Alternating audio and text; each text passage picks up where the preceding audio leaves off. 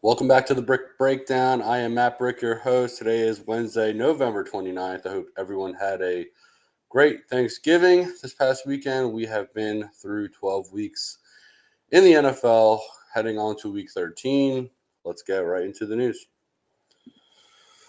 Jonathan Taylor, the running back for the Indianapolis Colts, is expected to miss about 2 to 3 weeks with a thumb injury and will undergo surgery, so hopefully he'll be back sooner than later. The Browns released Kenyon Drake. Frank Reich, the Panthers coach, was fired. The owner, David Tepper, said originally we were going to go with the number 2 pick, and we thought we'd get CJ Stroud because we thought the Texans were going to pick Bryce. He later on said that we are totally confident in that pick, but for him to acknowledge and to say out loud to the media, to the press, that the quote they originally were going to go with the 2 pick, I think is absolutely bananas, especially after picking Bryce Young. He did say he supported both ideas, but I just think it's crazy that he actually admitted that. You don't really see that very often. If you're Bryce Young, how does that make you feel? It's just, I don't know. I really don't know. So I guess Frank Reich is out of there. They also fired Deuce Staley, and I want to say it was McCown as well. So Frank Reich is out of there. Frank Reich said that, quote, "This is probably the final chapter of my NFL journey." So I guess that might be it for Frank Reich in the NFL. The Texans waived Matt Amendola, the kicker. He is expected to return, though. The Eagles defender Derek Barnett was picked up by the Houston Texans on waivers. The Raiders released Marcus Peters. Shaq, Darius Leonard left Dallas without a deal and is expected to visit Philadelphia. I think he's here today in Philadelphia. So a deal could be imminent. The Lions' rookie quarterback Hendon Hooker could start practicing this week. He suffered a torn ACL last year, and it was reported earlier today that Aaron Rodgers they opened up the 21-day practice window for him. So I guess we could see Aaron Rodgers back. I don't see why we should. I would love to see Aaron Rodgers back. It's just that the way that team is playing right now, they're not probably going to make the playoffs. Point and simple. And I just I'm going to look up the record because they can't be that good. What are they? 4-7. There are 6 games left if they didn't have their bye. 5 maybe. Wait, well, let's see. 7-4 is 11. So they have 6 games left. So if they win out, potentially, they would be 10-7. But they're not going to win out. That's the thing. Let's say Aaron Rodgers comes back, I don't know, week. Let's look at my phone. Week 15. Let's say week 15. They lose the next 2. Now you're at 4-9, right? Yep. Okay, you're 4-9, and let's say you win out with Rodgers. You're 8-9, not making the playoffs. So what's the point? Just so you see Aaron Rodgers play as a Jet? He might re-injure himself and be done for his entire career. That would be insane. That would be horrible. That would be the worst way for him to go out. And I don't think anyone wants to see that. I just don't think for 4 games it's worth it. Even if it's a 5% chance he re-injures himself. No. I'd rather just focus on next year because that's your entire future right there. Anyway, that's it for the news. Enough of my rant with Aaron Rodgers. Let's go into the review of last week. So on Thanksgiving last week, the Packers completely outplayed the Lions and found a way to win to beat Detroit in Detroit 29-22. The Cowboys beat the Commanders 45-10. And the 49ers were dominant against the Seahawks and won 31-13. The first ever Black Friday game, the Dolphins put up 34 points against the Jets. Congratulations to them, I guess. It's a divisional game, so it's good. It's a good win. The Steelers beat the Bengals 16-10, and the Bengals are desperately missing Joe Burrow. The Jags beat the Texans after Matt Amendola doinked a 58-yard game-tying field goal with 30 seconds remaining. Unfortunate for Matt Amendola.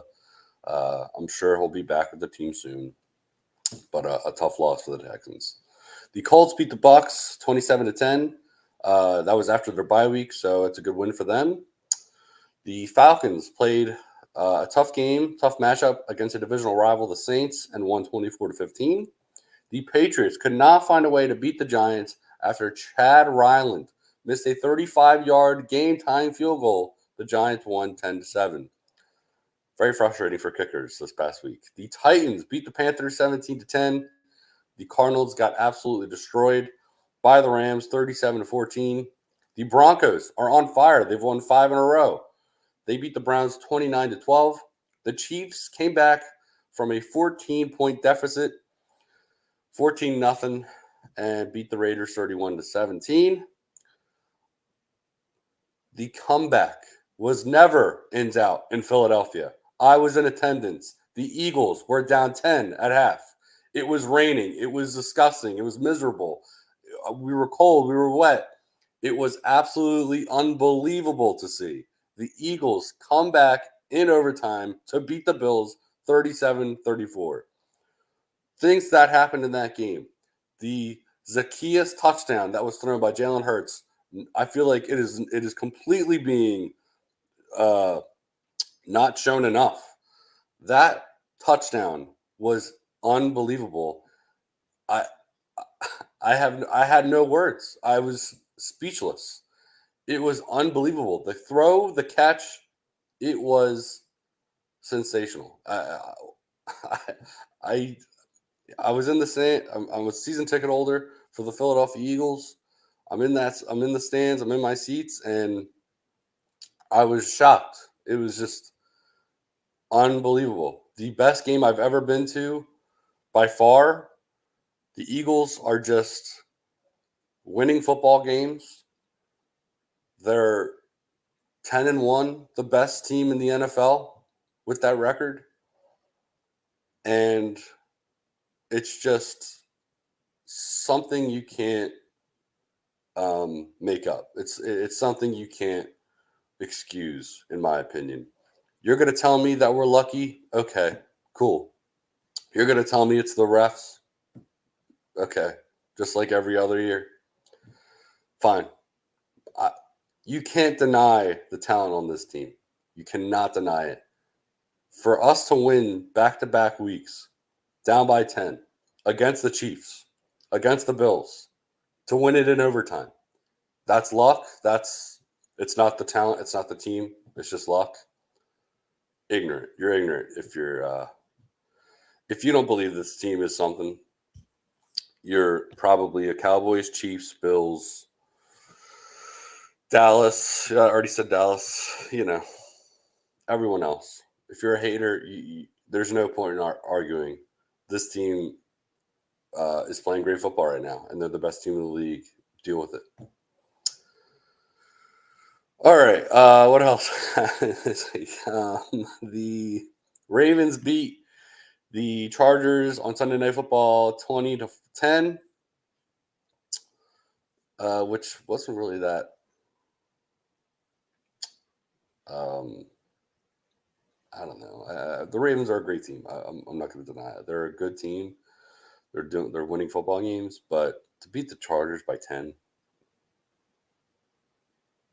I don't know. It is a win. It is a win. Congrats to them. But the Chargers have one of the worst defenses in the league. Just saying. The Bears beat the Vikings 12-10 on Monday Night Football in one of the most boring games of the season. That is it for the Week 12 review. Let's go into the DFS lineup of the week. This week on DraftKings, this is my DFS lineup of the week. If you haven't tried DFS, try DraftKings. Try it out. It can be completely for free, and you can win some money out of it. And I've won a couple bucks throughout the season. It's really fun. It's really exciting. You can set a couple of lineups and see how you do. It's very strategic. It's very different for fantasy football. Really, it's different. So give it a shot. This is not an ad. This is not sponsored by DraftKings or anything like that. I'm just a big fan of DFS, and I like to share what I like to do. This is one of my lineups for this week. This is my favorite lineup for the week because I feel like there's just so much potential. All right, so starting at quarterback, I have Russell Wilson at 5,700. I don't remember who they play. Let's look. They play Denver. Where are you? They play. Do they not play? Wait, no, they have to play Denver. Oh, they play Houston. Okay. Not bad. Houston has a great defense, but I don't know. I like the Russ pick this week. He's pretty cheap. Devin Singletary, 5,900. He obviously plays the Broncos. My second running back is Ramondre Stevenson for 6,000. The Patriots play the Chargers this week. My first wide receiver is Tank Dell. He's just been absolutely playing lights out. He's 7,400. They play the Broncos as well. I threw in Chris Godwin for 6,300. They play the Panthers. So it's a little bit of a difficult matchup for Godwin, but I think he might, you never know. You just never know with those tough matchups. So I'm going to go with Godwin there. Chris Olave, 6,900. The Saints play the Lions, which isn't the best matchup, I guess, but I think with the way he's playing, I like him this week. I have Adam Trautman as my tight end for 2,900. That's where I got the savings from. Plus, I have the stack with Russell Wilson. I think that the Houston defense against the tight end isn't that great, so I'm going with Trautman, and Trautman's been scoring some touchdowns, so I like that pick. For my flex, maybe the start of the week, in my opinion, is Rachaad White at 6,300. They play the Panthers. Panthers aren't playing that great football right now. They just got their coach fired. So I like Rachaad White there at 6,300. And my defense is the Patriots defense against the Chargers at 2,400. There's $200 remaining. Yes, I know the Patriots are like the second worst defense this week for DFS, but I think I don't know. I just think that Brandon Staley is a horrible coach, and that doesn't mean it's going to be a low-scoring game, but I just think that I don't know. I think Brandon Staley might get outcoached in some way. I'm not saying that they'll lose, and I'm not saying that the Patriots are going to win. I'm just saying that I think it might be a lower-scoring game than what people think. All right, that is the DFS lineup of the week. Let's go into the predictions of Week 13. Congratulations to the Ravens, Bills, Bears, Vikings, Giants, and Raiders. Because you're on a bye week, you only have to watch football this week. Stress-free week for you. My week-to-week picks, 109 and 71. That's 84.8%. The off-season picks I picked this past offseason are 104 and 76. That's 77.4%. Better than what I thought it was going to be. But my week-to-week is looking pretty hot right now. So let's get it going. This Thursday night, tomorrow night, Seattle Seahawks are in Dallas against the Cowboys. I'm going with Dallas because it's in Jerry's world, and I think it's all rigged. That's a joke, but it's kind of not. The Colts are in Tennessee against is that right? Do they play in Tennessee? I want to say they do. They are the Tennessee Titans. You'd imagine they play in Tennessee. Indianapolis Colts. I'm going with the Colts. The Chargers, like I said earlier, are playing the Patriots in New England. I'm going to go with the Chargers. The Lions are in New Orleans against the Saints. Saints are playing absolutely bad. They're terrible, putrid. I'm going with the Lions. The Falcons are in New York against in New Jersey, really. Against the Jets, I'm going to go with the Falcons. The Jets suck. The Cardinals are in Pittsburgh against the Steelers. I'm going to go with the Steelers. The Dolphins are playing the Commanders. I'm going to go with the Dolphins. The Broncos are in Houston against the Texans. I'm going to go with I'm taking the Texans there. I was about to say the Broncos. I'm taking the Texans. The Panthers are in Tampa Bay against the Bucks. I'm going with the Bucks. The Browns are in LA against the Rams. I'm going with the Browns. The San Francisco 49ers are in Philadelphia against my Philadelphia Eagles. It is the NFC Championship rematch. I will be there in attendance at 425 in Philly at the Link. I'm going with my Eagles. A lot of chirping this offseason after that game, even though they lost 31-7. Fine by me. I can't wait for Sunday. It'll be a great game. The Chiefs are playing Sunday Night Football against the Packers in Green Bay. I'm going to go with the Chiefs. And last but not least, Monday Night Football, the Bengals are in Jacksonville against the Jags. I'm going to go with the Jags. That will be it. That will conclude this episode of the Bryk Breakdown. We'll end it with the quote of the day. Today's quote of the day is, "A good beginning makes a good end." Louis L'Amour. Thank you so much for listening to this podcast. Please like, subscribe, leave a comment, leave a review. Follow the podcast on Twitter, X, if you like to call it X. At Bryk Breakdown, right down below. If you see it there, it's scrolling. There it goes. At BRYK Breakdown. You know how to spell breakdown. And you can follow my personal Twitter account at BryckMatt, at BRYKMATT. Thank you so much for listening, and have a great day.